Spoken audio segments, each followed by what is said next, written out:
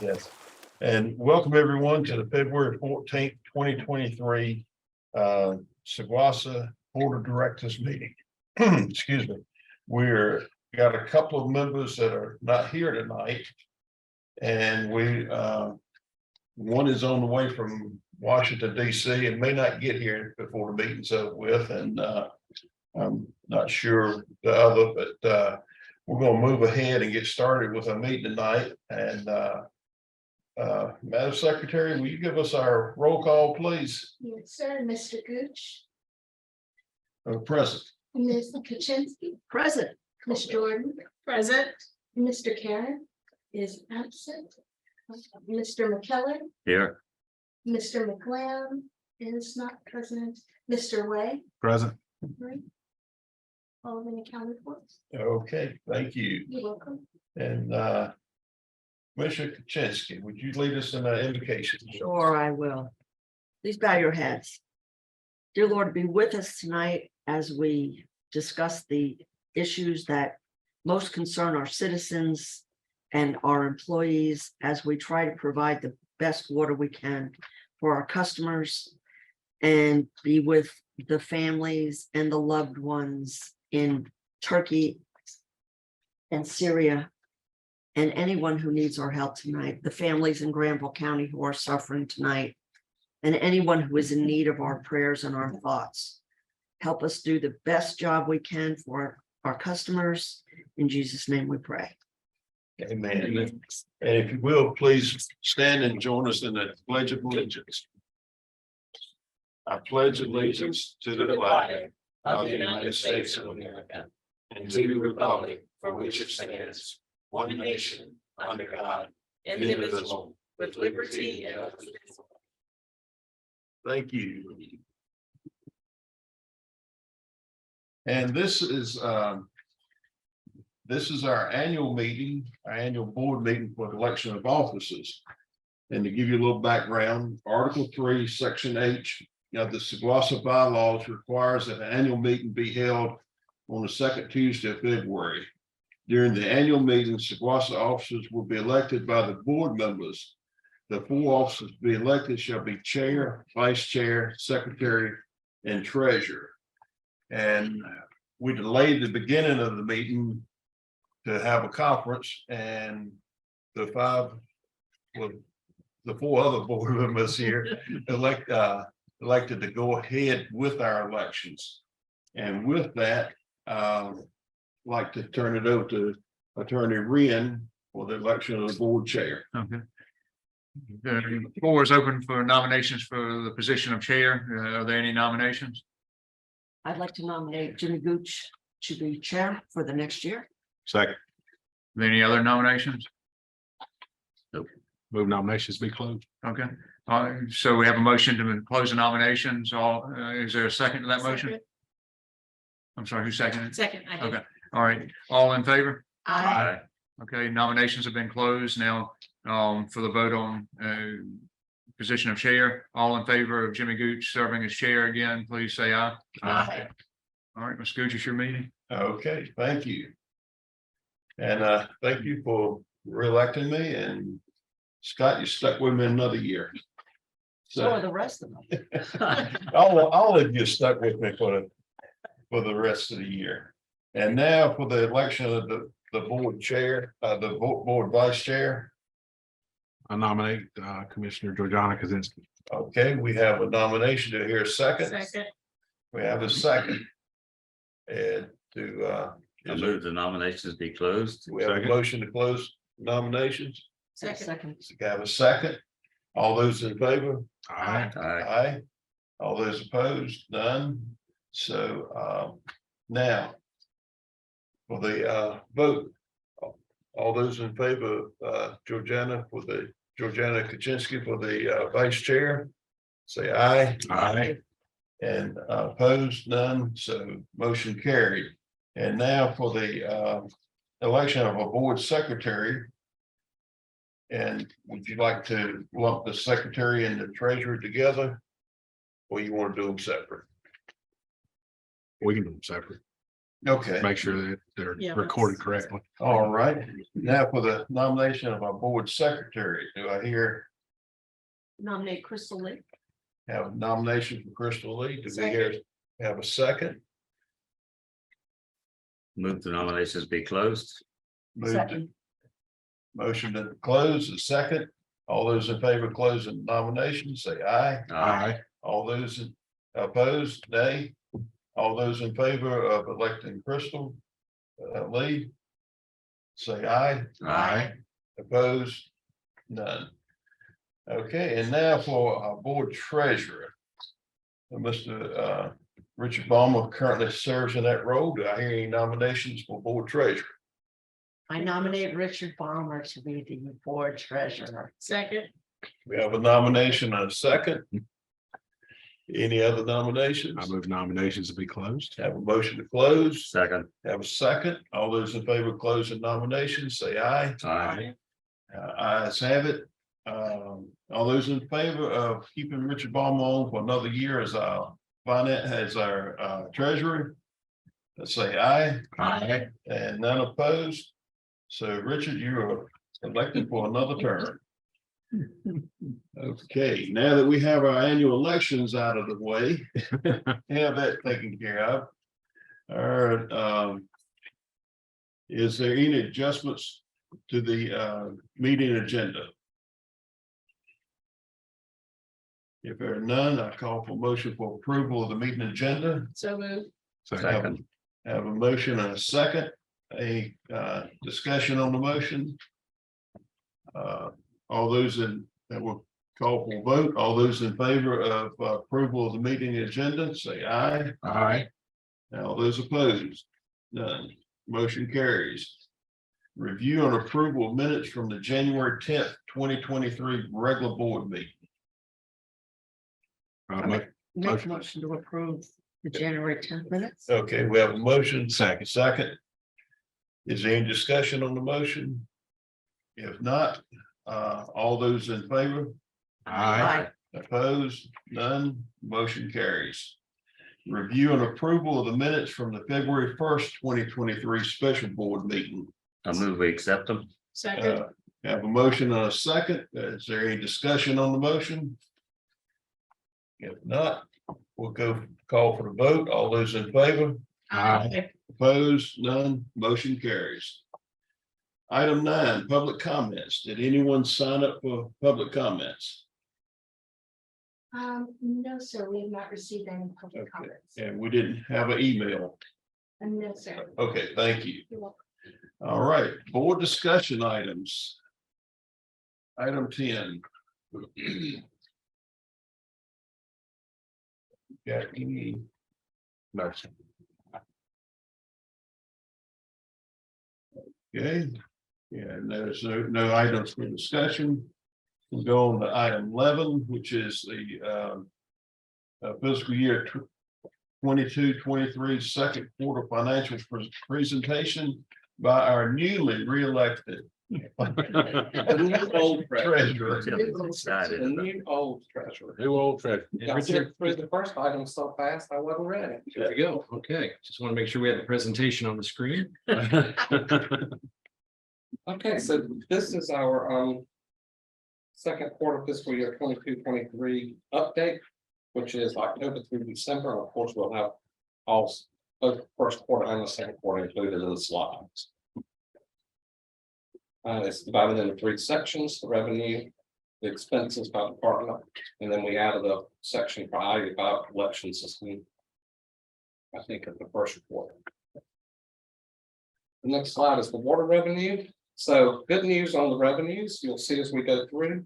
Budgeted 5.3 million today, nearly 3 million. So we're running at 56%. And just a reminder that your target goal on all the revenues is to be at 50% higher. Okay. So water revenues are running above budget and projections. That's good. If it stays on target, that's a very good sign for the year. I will say that the February billing is down a little bit, so we may see a small decline. Sorry, I'm doing my best to help support us. If we see that number dip by the third quarter, I might have to place a policy. I understand. Yes, sir. The sewer revenue is the same way. It's at $4,150,000. You'll see that the date as of December 31st, basically 4.5 million, 56%. Non-billing revenue, which includes all your fees, basically all your fees, is budgeted for 226,000. To date, 203,108, 90%. That's really good. So you will see closer to your end, that trend holds the budget amendment adding fund balance back. And the big one that we talked about in previous quarters, of course, the Federal Reserve raising the interest rates. We went from a zero budgeted interest income and I think $1,000 or $1,200 worth of interest income last fiscal year. So far through December 31st, 237,000. Well, Wow. that's good because Mark needed a little bit of that. Yeah, we'll get that slide in a minute. That's the biggest slide of the night. It projection based on earnings rates and the Fed's maybe raising one more time of 0.25% in March, about 600,000. That's $600,000 in revenue that we didn't expect. Nice. And we'll talk about that a little more when we get to the fund balance slide. System development fees are a little unique in that by statute, they have to be earmarked for a project. They can't be spent operating costs. We budgeted zero because of course at the time we didn't know how many requests we were going to have. To date, 35,384. That is still for comparative purposes, very, very low. There were years where we had $1 to $2 million worth of SDS. So of course that has slowed down. To me, the most important slide of the night is the fund balance slide. We added this maybe 2 presentations ago to let the board keep track of how we're spending fund balance. We know where we started the year with the ordinance. You see that 645,000. And then the various VAs through December. So to date, as of December 31st, not as of February, we're at 2.7 use of fund balance. That's how much we spent, right? That's how much basically of savings you're looking at spending this fiscal year. Oh, okay. So I want to take a minute on the slide. We normally kind of zip on through this one. But I want to take a minute to dive into those numbers. Go back up for a second. The fund balance use is alarming. To kind of revisit, I think at the budget hearing for fiscal year 22-23, if I recall correctly, a citizen asked or had some concerns about us spending fund balance at all. And I believe 1 or 2 of the board members asked me to come up and address whether I was concerned about that or not. At that time, I think my answer was something to the effect of, we have a healthy fund balance. If this is a one-time thing while we're looking at a new rate model, it's not concerning. If I had to answer that question tonight in light of this slide, I would probably change my opinion.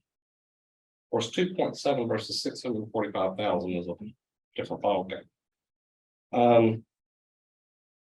Of that 2.7 million, I'll give you a little breakdown. 1.5 million, 1.6 million is CIP fund balance. So that's all the board approved budget amendments for large repairs, capital improvement projects.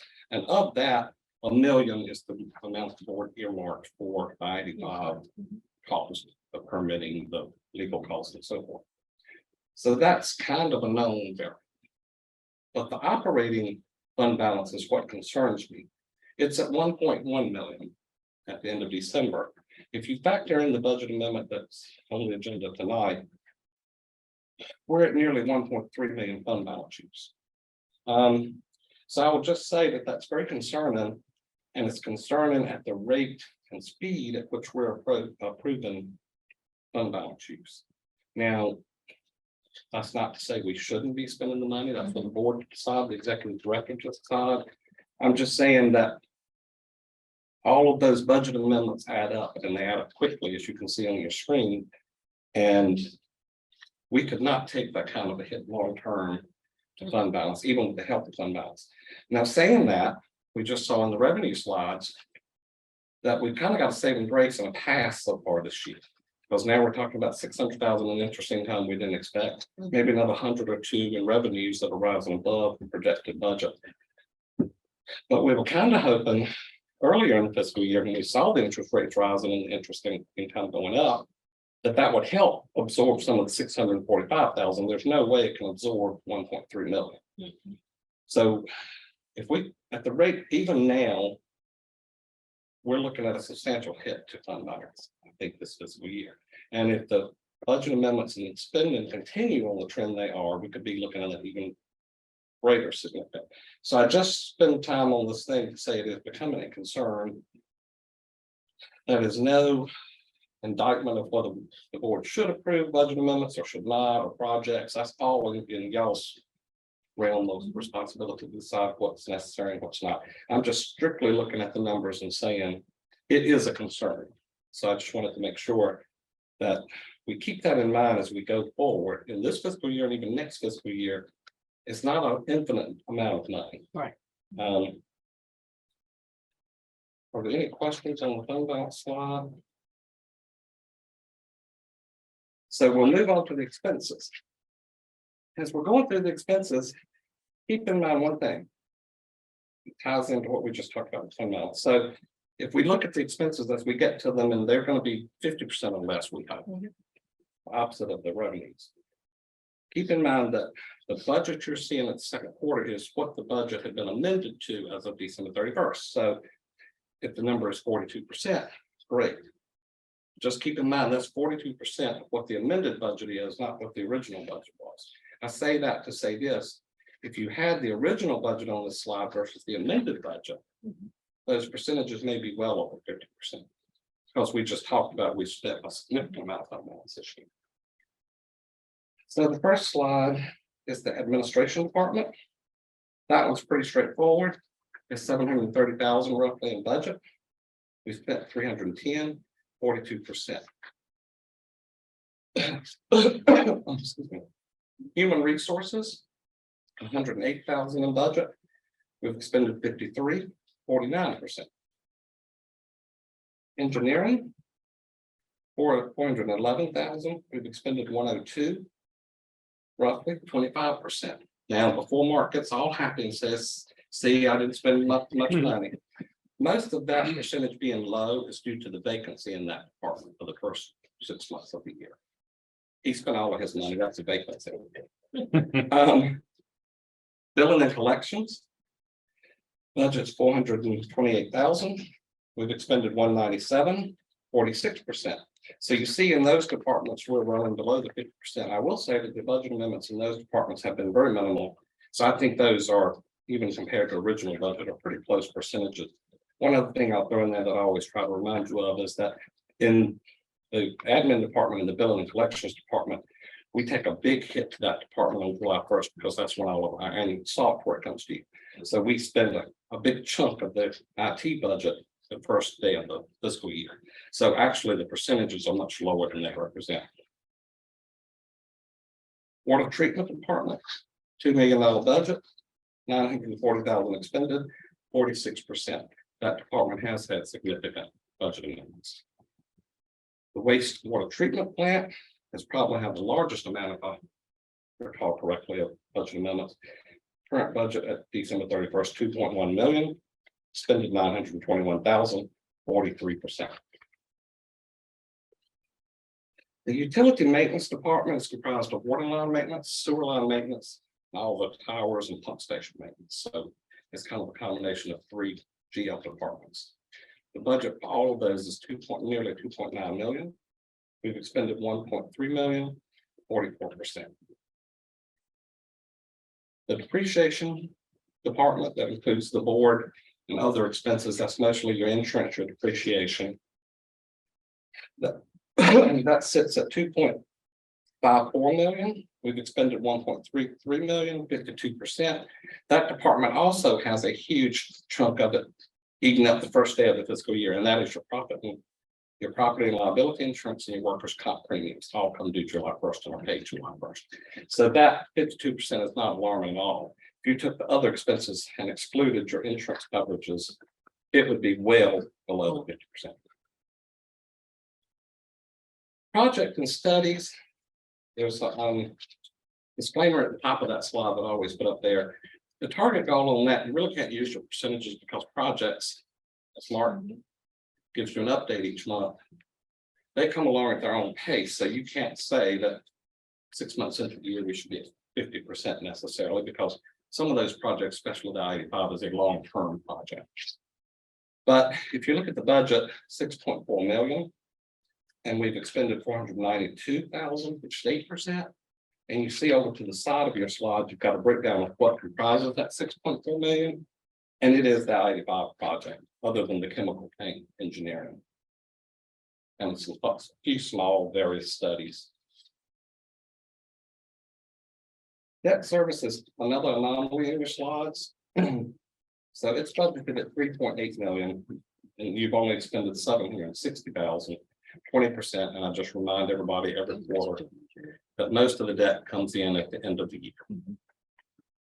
So that's going to run low until we get to the fourth quarter, really. And that's really it for the expenses. Any questions on the expenses? And of course, we'll have time at the end also for questions on the whole presentation. I have a question. Okay. Under expenses, projects and studies, there is 1 point. Which one comes up? You can see it on the page. There it is. $1 million I-85 Saguasa funded. So since we have the 35 million ARPA funds that are coming into that. And why are we taking it out of our normal fund balance?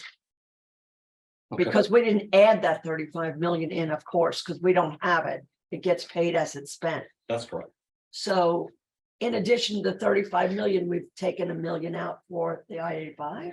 That's right. So, and that's a good question. I'm glad you stopped on that. So if you see the top line, the 5.1 million is for the engineering that you've already approved. That currently is falling under the 35 million. So you'll see a slide coming up in a minute where we pay the engineer and then we but the million is not covered in that slide. So that's a good Okay. question. So that one is being reimbursed out of the grant.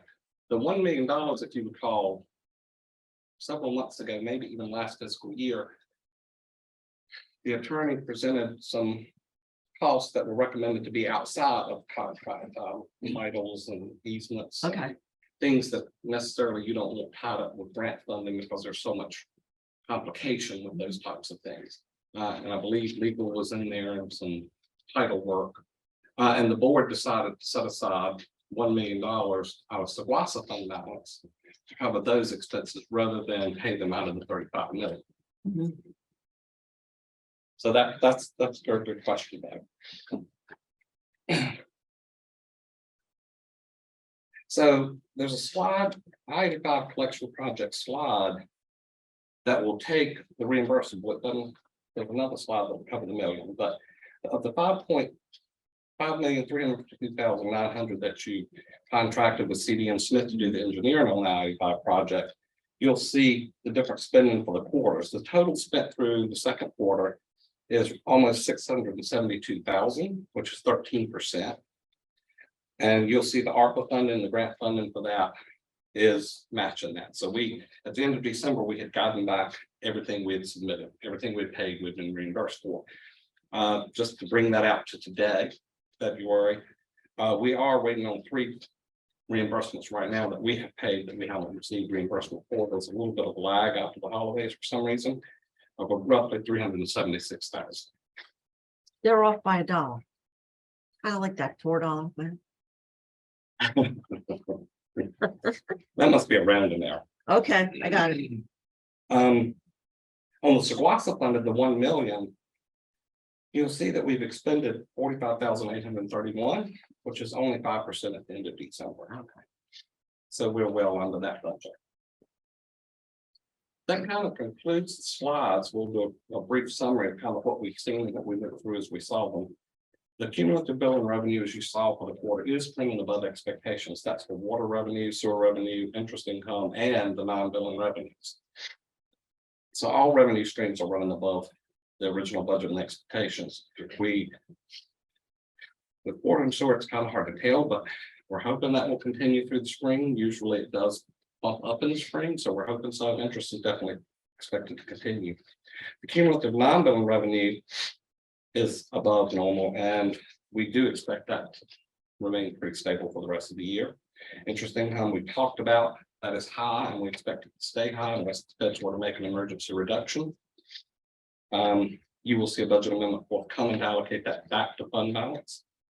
Fund balance appropriations for this fiscal year we talked about are higher than expected, primarily as a result of unplanned large repairs and capital improvements. Budget amendment appropriations are concerns we talked about, and we need to continually scrutinize those for the remainder of this fiscal year. The departmental expenses, I think we've all talked about in previous quarters as well. They're comparable to budget and expectations with the revised budget and the budget amendment. But keep in mind that we are still seeing significantly higher expenses for things like chemical, gasoline, supplies, and still a lot of freight costs built in and surcharges. Those are things you see, not just in our industry, but everywhere. That's an inflationary situation as well. So those are still biting us pretty heavily. And you'll see in a budget amendment coming up shortly that how much that is projected to cost us this fiscal year. Those things are outside of our control. So the 11 is not included in the 2.2 yet. Was the 2.7 of fund balance? The 2.207, which is the total of all the budget amendments so far this year, doesn't include number 11. Oh, that's correct. Okay. Doesn't include 10, 9, 10, or 11. Because 9 was passed in January, it was an allocation of grant money, so it had no effect on fund balance. 10, you approved at the emergency board meeting a couple of weeks We ago. haven't spent it yet. That was $42,500. And then the one tonight is coming up is $182,050. If you combine those in to get us up to current day, we would be up to $3 million. Spent as fund balance if you approve the budget amendment tonight. Any other questions on the quarterly presentation? So Richard, if I may, for the board. On the one slide that talks about fund balance that we had up there, the budget ordinance had 645,949 that was used for supporting our budget this year. Now, remind us with our new rate model, how that rate model does not rely on fund balance. Correct? Would you just remind the board of that in our new rate model, please? That's correct. So the budget ordinance, if you recall in those discussions, 646,000 roughly was what we were projecting to spend, but of that amount, 230 was a defunding and depreciation. The board didn't want to raise rates to fund 100%. So you funded 90%. So of the 645, 230 was not true cash, or hit the cash, I guess is the way it wouldn't affect the cash. The other would. In the finance committee discussions last year and in board discussions when we were talking about the new rate structure, the new rate model, and even in the budget public hearing, we talked about, we plan not to go into the new rate model with a budget deficit. You certainly wouldn't want to pursue that long term. So as we prepare the draft budget for the finance committee meeting next week, we are doing so with not using fund balance in the ordinance. Thank you. Is that what you were? Yeah, exactly. And additionally, with our upcoming finance committee meeting later this month, and I think it's already posted on our website calendar for that, the meeting date and time, we also took into account in these budget projections, inflationary rates, which we were not forecasting last year when we were building our budget. And you can see from tonight's presentation how that has affected us through this operating year and pushed those expenses up. So we've taken that into account. We've also taken into account just how our use of fund balance was used this year to look at a focus of how we can shift some of those values, that money around back to departments or depreciation and capital so that we can still get the work done. Obviously, we can't plan for the emergency expenses that we're faced with, but we're taking all this into account as we're looking at this budget and these budget discussions that are coming up with the finance committee. So look forward to that as far as the entire board as well. We won't get into that. So thank you. Thank you, Richard. That's right. In the draft budget, we're trying to address a lot of the issues we're seeing this year that were kind of unexpected. I think that's what we're trying to say. Exactly. There's no more questions on that. I guess I stay up here and knock out the budget amendment. You're ready. Yep. And then all the financial numbers will be finished. So in your package, you have budget amendment number 11. This budget amendment, what we tried to do, just to really kind of summarize it instead of reading verbatim. We knew, as we just saw and talked about in the slide presentation, that chemicals, freight, fuel, all of that's hitting us very hard. We knew that. So what Mark and I did was went and met with each superintendent of each department and said, project what you're, assuming this high pricing stays in place for the next 6 months, project what that need is.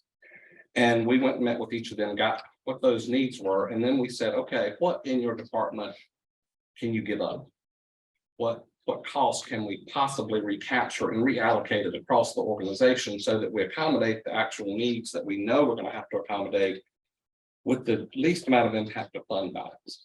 So I want to thank Mark and the superintendents for their cooperation with that, because that's where this budget amendment came from. So we're hoping that unless an unexpected inflationary factor factors in again, or major repairs were to occur, that this comprehensive budget amendment will get us till year end is what we're anticipating.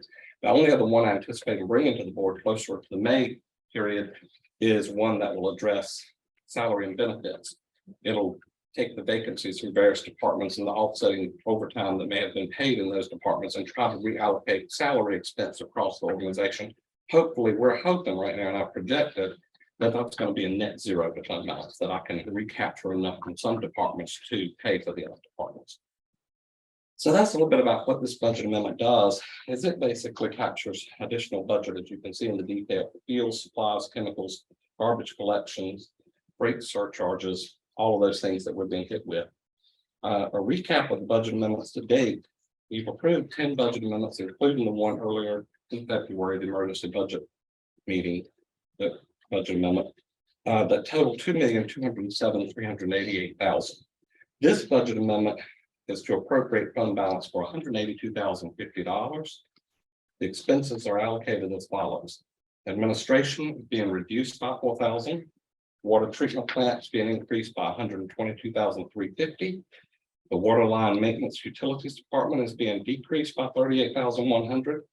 Utilities sewer line maintenance is being increased by $7,500. Wastewater treatment departments being increased by $53,300. Utilities for pump stations and towers being increased by $41,000 for a total of $182,050. That's over and above what we could recapture from other departments. And the recommendation is that the Board of Directors approve budget amendment number 11 as presented. Any questions on that budget amendment? I'd like to thank the departments for working well on trying to recapture some of the costs so that we didn't have to do this too hard. I appreciate it.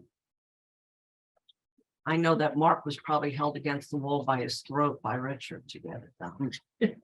Don't encourage. Okay, we've heard a presentation on budget amendment 11. What's the pleasure of the board? Make a motion, we adopt budget amendment 11. Second.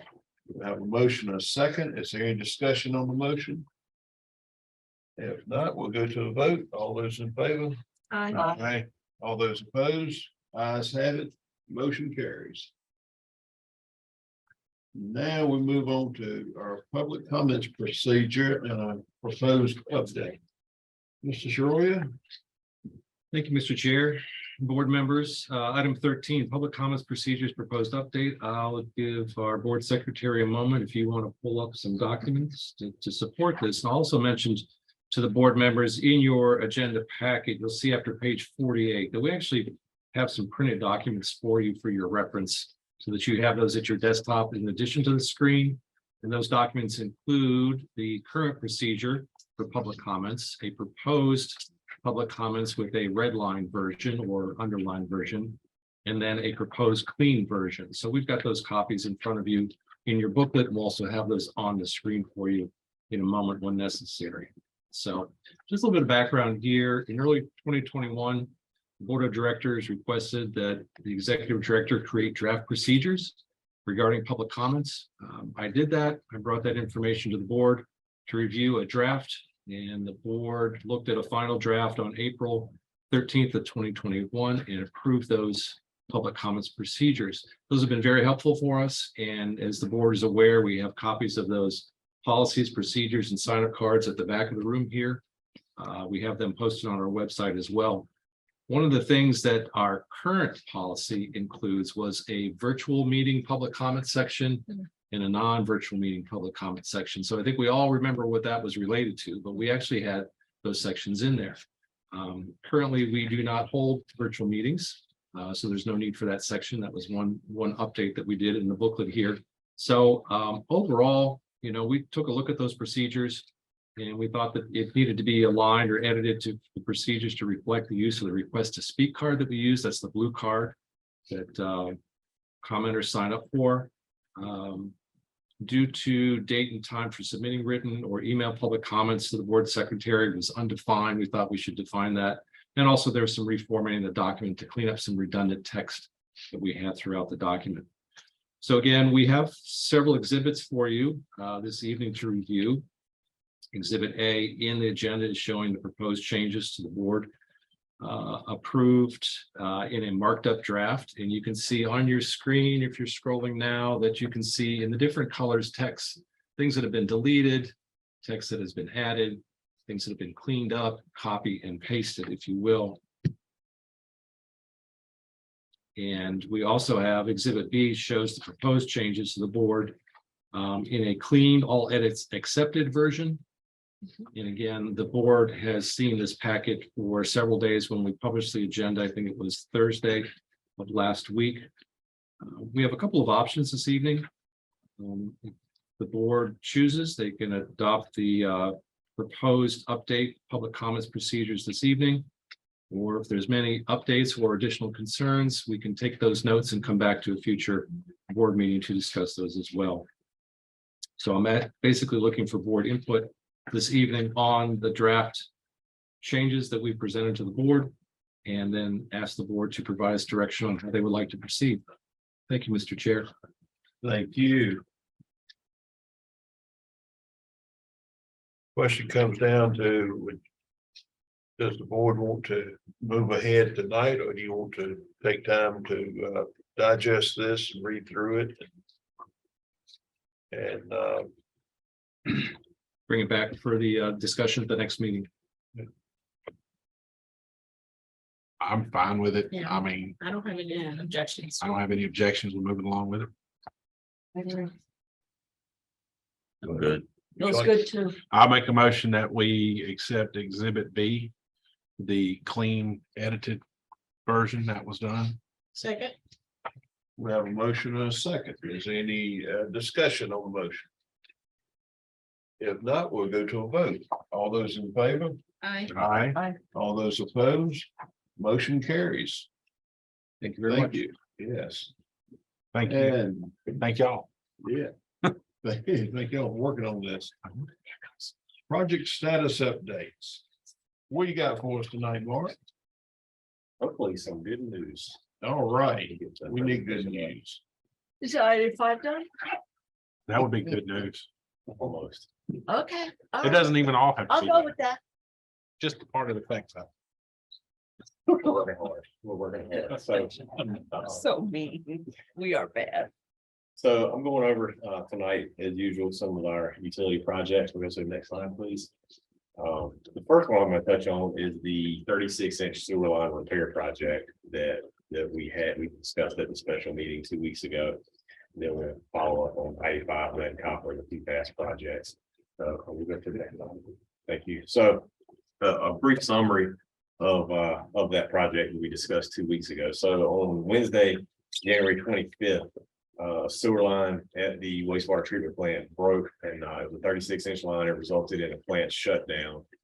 On January 26th, I guess midnight and beyond, very early that morning, we had emergency pumps delivered to the site. A bypass system was installed, and the plant was placed back in operation around 2 a.m. That's later that day. I contacted multiple contractors to try to get them to come to the site to look at this, to give us a quote on repair to see what it would take to make that repair.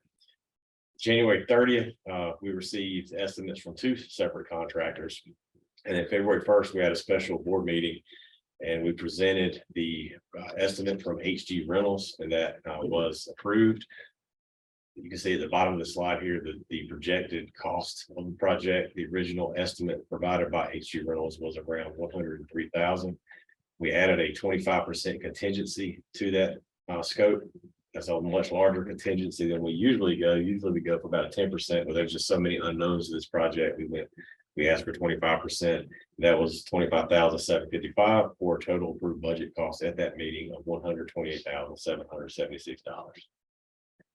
So I'll give a little bit more information. I know at the board meeting, it was kind of fast, went through it pretty quickly. Thought I'd show a little bit more information tonight, give you a better idea of what's going on. So this is an aerial image from the wastewater treatment plant.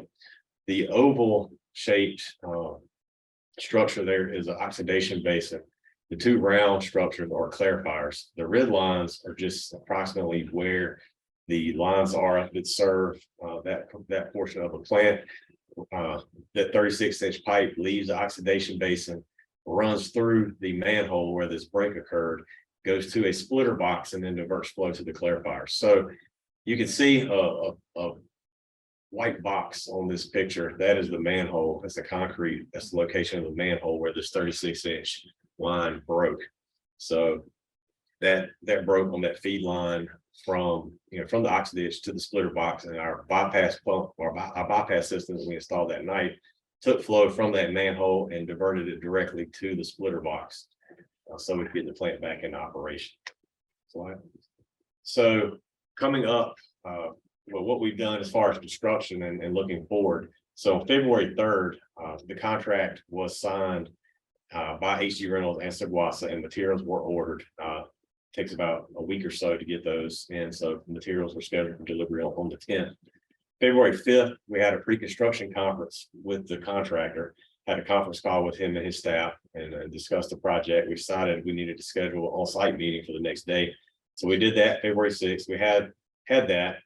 We also had a underground utilities marketing contractor come on site because we thought that we may have some conflicts in the area. Of course, we found some. There were 11 conduits that ran approximately 18 inches from the manhole that were in the way and had to be moved. They were carrying 480 volt electrical current to the pumps that served oxidation ditch. So we had to work through that to get those rerouted temporarily. HG Reynolds on the 6th delivered all their equipment to the site. I've got some pictures coming up and you can see some of that. Between February 7th and the 14th, the electrical, and that's today, and that finished up today. Electrical contractor performed a temporary relocation of those underground electrical lines. We worked with our pump company, the pump supplier, to make some changes to the bypass line so we can isolate that 36-inch sewer line that broke. We had to move some suction hoses around, move some pumps around. February 15th, tomorrow, we're planning to shut the plant down around 8:30 in the morning, install 36-inch plugs on either end of that 36-inch line so we can isolate that and stop flow going through there so we can actually excavate, remove the broken pipe, and replace with a new pipe section. The plant will be placed back in operation tomorrow as soon as those plugs are installed and that broken pipe is isolated. Right now, we're looking at a final completion date of March the 3rd. Now, I do believe that the pipe will be replaced and functional before then, but it's just going to take time to get everything backfilled, get everything put back in place to get the power reinstalled. But the pipe should be, we hope that the pipe will be installed within the next week, but we'll see if we find any more problems between now and then. So got some additional pictures here. So this is a picture of what the site looked like as of 2 days ago. You can see the green boxes. Those are pumps we have installed. You can see the large excavator and a smaller mini excavator that have been installed, they've been brought by HG Reynolds for construction. Next slide. On the left, you can see one of the two of the bypass pumps. You can see the suction hoses going down into the vault or into the manhole where the break occurred. And then the picture on the right shows the bypass hoses going to the splitter box. So we're taking flow from that manhole, the picture on the left, diverting flow to that splitter box on the picture on the right, and that's keeping the flow. Without that, flow would be coming out of that hole, coming out of that manhole, getting onto the ground. Next slide. So the picture on the left just shows yesterday afternoon, some of the rerouted 480-volt lines that had to be diverted around the work zone. And then on the right shows one of the new bypass lines that we're having to install so that we can isolate the flow.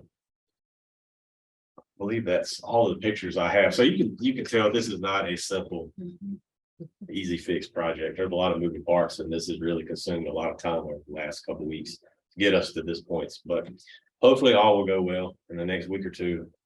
The bulk of the work will be done. So Will the weather affect it? we're expecting rain Friday, but we're going to proceed with the shutdown, get it plugged and start work. The rain can slow us down, but once we get a lot of the excavation done, we really need to keep an eye on the weather. We don't want to have a 10-foot deep hole with we'll have trench boxes there to keep it from caving in, but still a lot of rain coming in that excavation can cause problems. So we'll have to work around that. How long will the plant need to be shut down? So we'll shut the plant down. It'll take about 1 hour for flow to stop running through that oxidation basin. So it'll take about an hour to get us ready to install those plugs. Hopefully the plugs can be installed and inflated within an hour. So 2 to 4 hours and the plant should be back online, Okay, thank you. barring any problems. Have to throw that out there. So any other questions about that project? If not, we'll move forward. The 95 project, I took a few of the slides out. We've seen them 20 times, so I thought we could take a few out. So I just was going to provide an update over the past 30 days and then what we're doing over the upcoming 30 days. So over the past 30 days, we worked with our consultant. We performed site visits to evaluate separate alignments for the northern interceptor line. We've begun evaluation of potential contractor staging areas. We've worked with CDM to complete the preliminary engineering report that's been submitted to us for review. I've got that on my desk. It's a 160-page document that this little 36-inch sewer break has stopped me from being able to review that, but I'm working on that. Submission of scoping letters to USDA and the Army Corps of Engineers. That's required for the USDA loan process. We submitted initiation letters to SHPO. That's the State Historic Preservation Associate or organization that's required through the environmental assessment process. Made progress on the design of the northern and southern interceptors, the East Middleton Gravity Sewer and the East Middleton Lift Station. And we've begun to lay out proposed location for upcoming geotechnical borings. Next slide. Over the next 30 days, we will have the USDA required environmental assessment completed. We'll continue the designs of those portions that I mentioned earlier, and we'll also have the surveys in and begin design for the Joe P. Lift Station and associated force. So with that, are there any questions on the I-85 project? Mark, you're right on schedule, correct? Right on schedule. Okay.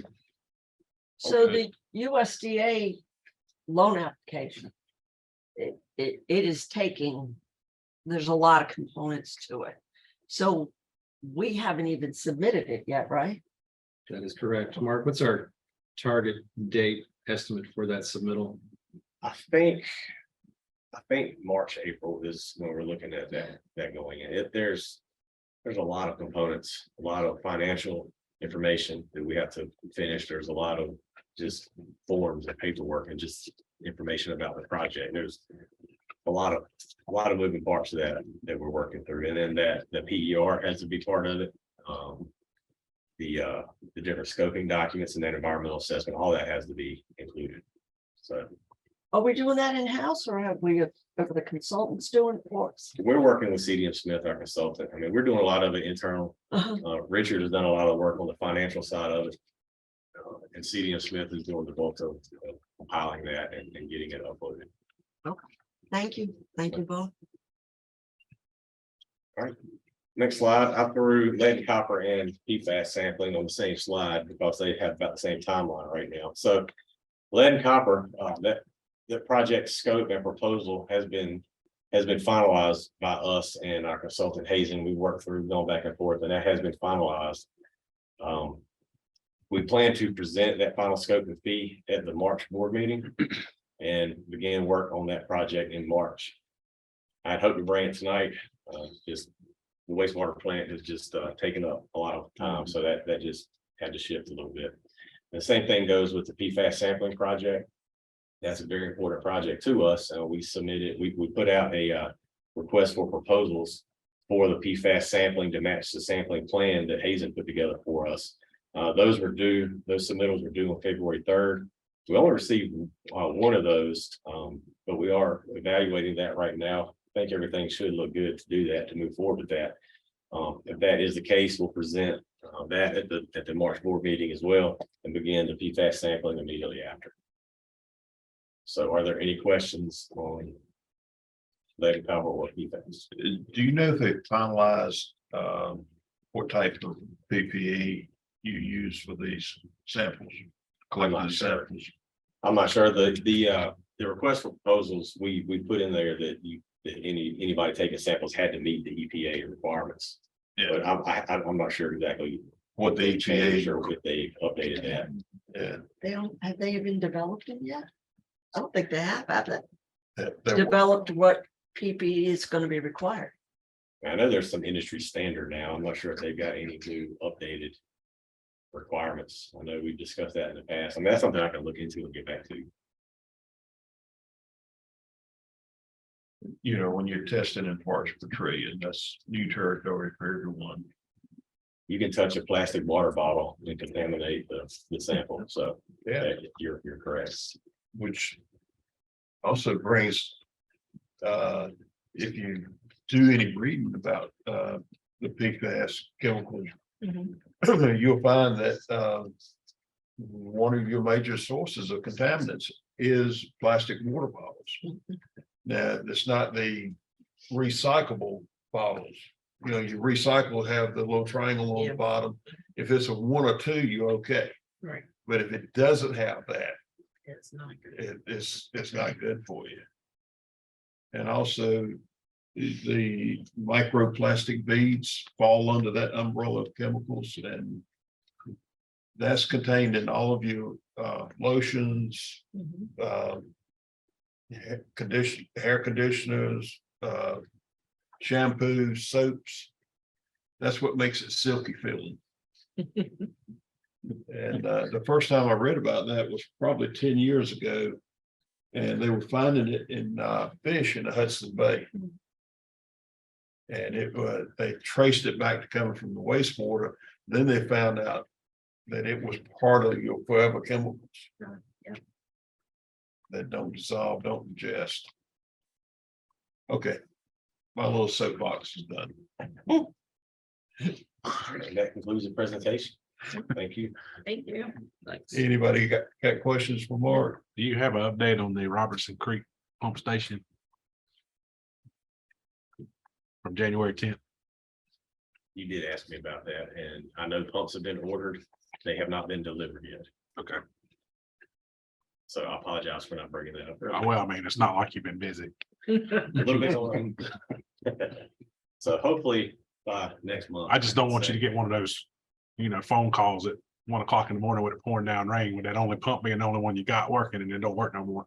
I agree 100%. Pumps, just like everything else, have been back ordered. It takes a long time to get them here. I did ask our superintendent after that, and he said that they've been ordered for a while. They just haven't shown up yet. So hopefully by next month I can report that They those showed pumps up. are in and all three are working as they're supposed to be. Gotcha. Thank you.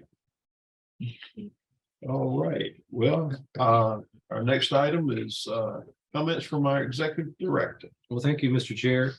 Mark, Richard, thank you for your work and your presentations this evening. Greatly appreciate it. And congratulations to Mr. Gooch, Ms. Kaczynski, Richard and Crystal for their respective appointments this evening. So look forward to working with all of you for another year. I don't have much else to talk about this evening, Mr. Chair. I do want to mention, as I mentioned again, that we do have a finance committee meeting coming up that is posted on our website. I don't remember the exact date. Is it the 23rd?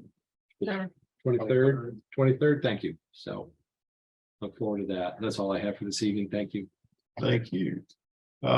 Any comments from our attorney? I have one matter for executive session for property acquisition. Okay, thank you.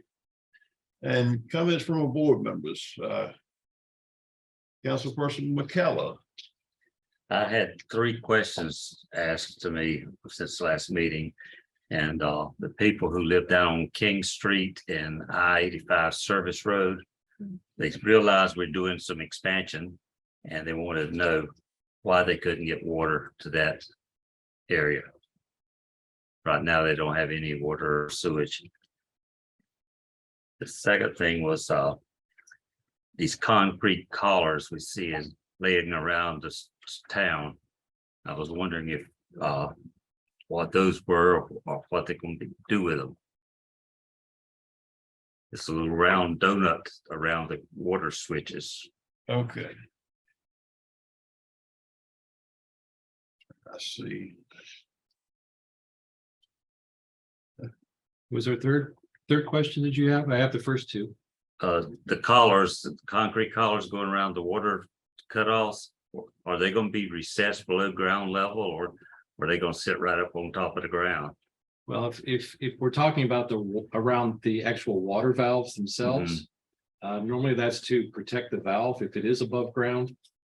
Is there something that you'd like us to check into or a certain area? No, some of them are sitting up pretty high. Somebody run over with a lawnmower, or Okay. it could damage the lawnmower, but I know it's for the protection. If you would have an opportunity this week, if you could maybe just send me a couple of addresses, if you have any of that I can look at, we'll send somebody out to take a look at that. Okay. In those areas, that would be fine. Yeah. In terms of the I-85 service road, I think I'll have Mark come up and speak to that. Mark, would you please come on up?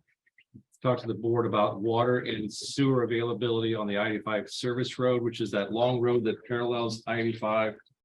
And the reason I'm bringing Mark up is that there is a very large parcel of land in that area that has been on the market for a year. I'll just say it may be a little bit longer. And the question comes up, how do we get utilities to that area?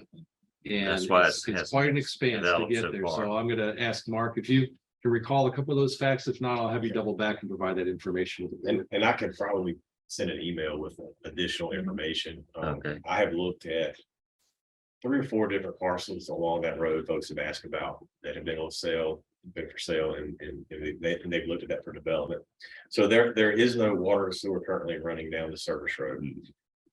Water is not really that big of a problem. I believe there's a 12 or 16-inch water main that runs down gate 2. So someone could tap into that and extend a water main down the service road to serve. The water's not an issue. The issue is with the sewer.